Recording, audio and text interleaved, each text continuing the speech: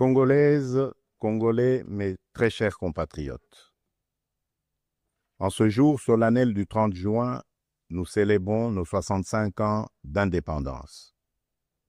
65 ans d'un cheminement audacieux amorcé le 30 juin 1960, lorsque notre peuple, uni par une aspiration irrépressible, a revendiqué son droit inaliénable à la liberté et à l'autodétermination.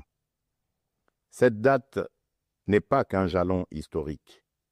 Elle est un appel vibrant à honorer la mémoire de nos héros, à raviver notre idéal commun et à réaffirmer notre engagement pour une République forte, unie et prospère. En ce jour de souvenir et d'espérance, j'honore la mémoire de nos pères fondateurs, Joseph Kasavubu, Patrice Emery Lumumba, et de tous ceux qui, souvent dans l'anonymat, ont offert leur vie en sacrifice pour rendre possible l'idéal d'un Congo libre et maître de son destin. Leur courage est le socle de notre souveraineté, leur vision, le flambeau de notre avenir. Mes très chers compatriotes, aujourd'hui, notre célébration revêt une portée exceptionnelle.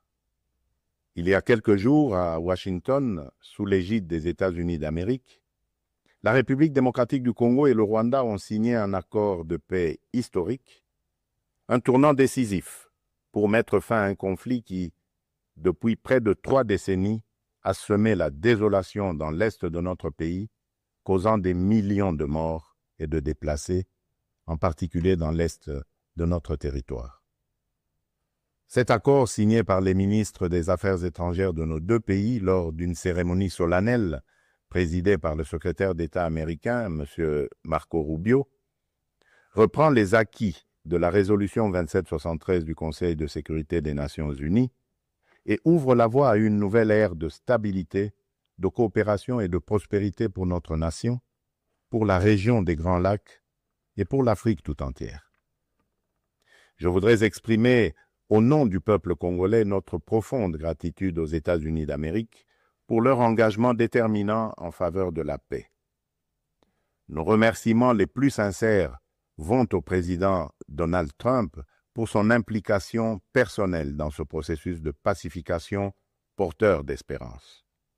Son leadership a permis de réunir les partis autour d'une vision commune. J'adresse également mes vifs remerciements à l'État du Qatar pour ses bons offices, et particulièrement au Cheikh Tamim Ben Hamad Al Thani, dont la médiation discrète et efficace a contribué à rapprocher les positions et d'ouvrir un dialogue sincère entre notre pays et le Rwanda. Je tiens également à exprimer ma profonde gratitude à 2 dignes fils de l'Afrique, dont l'engagement déterminant a largement contribué à porter la tragédie sécuritaire que traverse la République démocratique du Congo à l'attention de la communauté internationale. Grâce à leur implication active dans le processus de Luanda et de Nairobi, Son Excellence João Manuel Gonçalves Lourenço, président de la République d'Angola, et Son Excellence Uhuru Kenyatta, ancien président de la République du Kenya, ont su mobiliser les consciences et renforcer la visibilité de la cause congolaise sur la scène régionale et internationale. Cet accord n'est pas seulement un document. Il est une promesse de paix pour les populations de Goma, Bukavu, Rutshuru, Masisi, Nyiragongo, Lubero, Ituri et de toutes les localités martyrisées par la guerre. Ce processus diplomatique s'articule également avec les discussions en cours à Doha, au Qatar. Notre ambition reste sans équivoque rétablir pleinement l'autorité de l'État sur l'ensemble du territoire national et œuvrer à l'instauration d'une paix réelle, durable et partagée dans toute la sous-région. Les attentes de nos populations sont immenses, notamment celles de l'Est du pays qui ont trop longtemps souffert. Nous abordons donc cette ultime phase du processus avec détermination, dans le respect de notre souveraineté et des aspirations légitimes de notre peuple. Les prochaines étapes devront aboutir à la démobilisation, la réinsertion conditionnelle, et au cas par cas des ex-combattants à travers le PDDRCS et enfin à la reconstruction des régions jadis affectées par les conflits armés. Ces avancées diplomatiques s'inscrivent dans une dynamique plus large de reconquête et de l'affirmation de notre souveraineté, de redéploiement de notre influence et de reconstruction de la confiance internationale envers la République démocratique du Congo. Elles font écho à notre récente élection comme membre non permanent du Conseil de sécurité des Nations Unies pour la période 2026-2027, une première depuis 34 ans. Ce mandat n'est pas un honneur protocolaire, c'est une responsabilité politique et morale que nous porterons avec dignité en faveur de la paix, du multilatéralisme et des intérêts du continent africain. Mes très chers compatriotes, l'accord signé à Washington ouvre des perspectives inédites. Il augure une ère de paix durable, de coopération régionale et de prospérité partagée. Il nous engage à reconstruire nos communautés, à revitaliser nos économies et à restaurer la dignité de chaque Congolais. Mais cette paix, aussi précieuse soit-elle, reste fragile. Elle exige de nous tous, gouvernements, citoyens, partenaires internationaux, un engagement indéfectible pour sa consolidation. Nous continuerons à exiger que justice soit rendue aux victimes et que les responsables des atrocités répondent de leurs actes. Je salue le courage exemplaire de nos forces armées, des forces de police et de sécurité et de tous les résistants patriotes Ouazalendo qui, au péril de leur vie, défendent notre patrie. Leur bravoure est le rempart de notre souveraineté. À vous, mes sœurs et mes frères de l'Est, je veux dire que votre résilience est une source d'inspiration pour la nation entière. Vos souffrances n'ont pas été vaines. Elles ont forgé notre détermination à réfuter toute solution précaire à cette crise et à nous engager à bâtir un avenir meilleur. Mes très chers compatriotes, l'indépendance que nous commémorons aujourd'hui n'est pas seulement une conquête du passé, elle est surtout un cap pour l'avenir. Elle est un projet vivant, un idéal à construire chaque jour. Cet idéal exige de nous que nous surmontions non seulement les menaces armées, mais aussi l'insécurité sociale, l'injustice, le tribalisme et la division. Le peuple congolais aspire à un pays de paix, de justice et de dignité. Un pays où l'on veut et on peut vivre sereinement, travailler avec honneur et offrir à chaque enfant congolais la liberté de rêver grand, sans peur ni entrave. Réaliser ce rêve requiert la mobilisation de toutes nos forces vives, institutions, citoyens, diaspora, partenaires, autour d'un même idéal, bâtir un Congo moderne, sûr et respecté.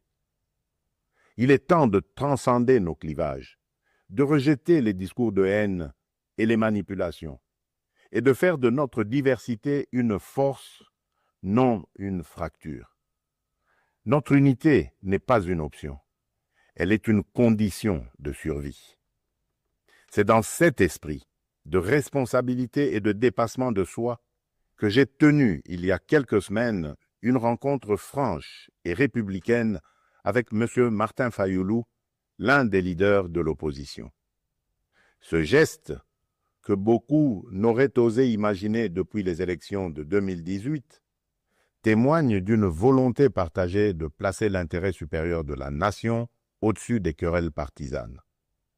Cette rencontre marque une étape importante vers une politique de réconciliation, d'écoute mutuelle et de respect réciproque. Elle donne surtout corps à l'exigence du peuple congolais, celle d'une classe dirigeante capable de s'unir aux moments les plus critiques, d'agir avec maturité et de servir ensemble la grandeur de la République. Mes très chers compatriotes, les défis qui se dressent devant nous ne se limitent pas à la sécurité. À Kinshasa, la congestion urbaine et les embouteillages affectent la qualité de vie. Le manque de discipline, l'urbanisation désordonnée et l'insuffisance des transports en commun rendent la vie difficile à des millions de nos compatriotes. À Kalemi, Kasangoulou et même ici, dans la capitale Kinshasa, les inondations récentes ont causé d'importantes pertes en vies humaines et dégâts matériels, détruisant des habitations, emportant des infrastructures routières et provoquant des déplacements massifs de population. Ces événements climatiques extrêmes nous rappellent l'urgence d'agir à la fois sur le front de l'aménagement du territoire et de la résilience environnementale. À Mbandaka, le naufrage d'une embarcation a coûté la vie à plusieurs dizaines de nos compatriotes, endeuillant la nation tout entière. À Tshikapa, Kolwezi, Likasi, Kananga ou Kikwit, l'accès à l'eau potable, à l'électricité, aux soins de santé et à l'éducation reste une priorité pressante. Face à ces défis, l'État n'est pas resté indifférent. Il agit. Des missions de secours ont été déployées, des fonds d'urgence mobilisés, des projets structurants lancés pour renforcer les infrastructures et améliorer les conditions de vie. Mais ces efforts, aussi importants soient-ils, ne suffiront pas sans un véritable sursaut de solidarité nationale. Ils doivent être soutenus par une administration plus efficace, une meilleure coordination institutionnelle et la responsabilisation de tous les niveaux de pouvoir. J'en appelle également à un changement profond de comportement. Nous devons adopter une discipline collective, un civisme exemplaire et un respect des règles de vie en communauté. Aussi, je vous appelle à un sursaut patriotique, à une responsabilité individuelle qui fera de notre pays un modèle de stabilité et de progrès. Mes très chers compatriotes, fidèles à l'élan de notre indépendance, j'ai pris devant vous, avec une détermination sans faille, le serment de bâtir un Congo à la hauteur de nos aspirations. Avec constance et détermination, j'ai placé la transformation de notre nation au cœur de mon mandat, mu par l'ambition profonde de faire de la République démocratique du Congo une terre de justice, de prospérité partagée et de dignité retrouvée. Cette vision que je porte avec vous et pour vous irrigue chacune de nos décisions et sous-tend les réformes audacieuses que nous menons dans un esprit de renouveau et de souveraineté assumée. Aux côtés du gouvernement, j'ai engagé une série de réformes économiques, judiciaires et institutionnelles visant à asseoir un véritable état de droit, à éradiquer la corruption et à créer un climat des affaires propice à l'investissement et à l'initiative. Les premiers résultats sont tangibles. La croissance économique connaît un rebond durable. L'image de notre pays s'améliore sur la scène internationale et la confiance des investisseurs renaît. Ce regain de confiance se traduira prochainement par la signature d'un accord stratégique inédit avec les États-Unis d'Amérique dans le secteur minier. Cet accord marquera une étape décisive dans le positionnement de la République démocratique du Congo comme un acteur central de la transition énergétique mondiale et de l'économie verte émergente. Il visera à valoriser de manière souveraine nos minerais stratégiques, en particulier le cuivre, le cobalt et le lithium, tout en assurant une répartition plus équitable des retombées économiques au bénéfice des populations congolaises. Il ouvre la voie à la transformation locale, à la création des milliers d'emplois et à un nouveau modèle économique fondé sur la souveraineté et la valeur ajoutée nationale. C'est là le fruit d'un travail collectif, déterminé, au service d'un seul idéal, offrir à chaque Congolaise et à chaque Congolais les perspectives réelles d'un avenir meilleur. Malgré l'adversité, notre peuple a toujours fait preuve d'une résilience extraordinaire. C'est cette résilience qui nous a permis de traverser les tempêtes du passé et qui nous permettra de surmonter celles d'aujourd'hui. Le Congo d'aujourd'hui n'est plus celui du fatalisme et de l'impuissance. À l'aube du retour tant attendu de la paix sur l'ensemble de notre territoire, s'ouvre un nouveau chapitre de notre histoire, porté par le courage inébranlable, la résilience admirable et la solidarité agissante de toutes les filles et de tous les fils de la nation. À nos partenaires des États-Unis, de la Chine, de l'Europe, des pays du Golfe, du continent africain et du monde entier, je le dis solennellement, la République démocratique du Congo est de retour, prête à nouer des partenariats stratégiques, fiables, transparents et surtout gagnant-gagnant. Nous avons les moyens de notre ambition, des ressources exceptionnelles, une position géostratégique centrale, un peuple talentueux et surtout un leadership résolument tourné vers l'avenir. Nous sommes prêts à jouer notre rôle, notre partition face aux grands défis de notre temps. La paix, la transition énergétique, le développement durable et l'intégration africaine. Je tiens toutefois à réaffirmer avec clarté les lignes rouges de mon action. Les ressources de la République démocratique du Congo ne seront jamais bradées ni livrées à des intérêts obscurs. Elles bénéficieront avant tout au peuple congolais. Aucun compromis ne sera toléré en matière de souveraineté économique. La République démocratique du Congo ne vendra ni son avenir, ni sa dignité. Mes très chers compatriotes, le monde change et la République démocratique du Congo a son mot à dire. Notre jeunesse déborde de talent, notre sol regorge de richesses, notre peuple rayonne de dignité. Ensemble, poursuivons notre projet commun, celui de bâtir un État fort, une économie diversifiée, une société juste et équitable. Ce 30 juin, faisons de notre indépendance un idéal vivant, incarné dans chaque famille, chaque quartier, chaque ville, chaque province. Nous ne visons pas seulement la fin de la guerre, nous voulons une paix véritable, qui sera le socle d'un vaste chantier de reconstruction d'une société plus inclusive, plus solidaire et plus prospère. Le gouvernement s'y attellera avec rigueur et transparence. Mais ce chantier ne réussira que si chaque Congolaise et chaque Congolais y prend part. Alors unissons nos cœurs et marchons ensemble, main dans la main, vers un Congo fort, uni et prospère. Bonne fête de l'indépendance à toutes et à tous. Que Dieu bénisse la République démocratique du Congo, son peuple et tous ceux qui l'ont choisi comme pays de résidence. Je vous remercie.